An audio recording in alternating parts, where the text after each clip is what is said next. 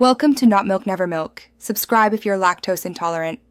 In this video, I will explain how to make pasta jollof. First, let's gather our essential ingredients. You'll need about 1 pound of your favorite pasta, such as spaghetti or macaroni.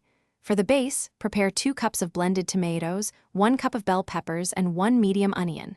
Don't forget 1/2 cup of vegetable oil, 2 tablespoons of tomato paste, and your preferred spices like curry powder and thyme.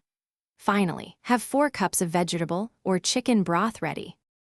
Now, let's create the heart of our pasta jollof, the rich sauce. Begin by heating 1/2 cup of vegetable oil in a large pot over medium heat. Add your chopped onions and sauté them until they are translucent and fragrant, which usually takes about 3 to 5 minutes.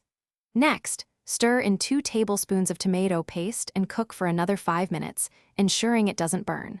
Finally, pour in your blended tomato and pepper mixture, letting it simmer for 15 minutes to deepen the flavors.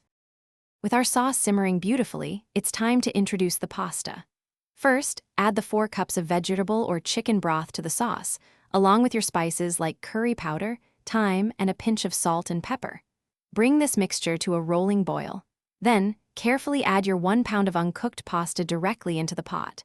Stir everything thoroughly to ensure the pasta is completely submerged.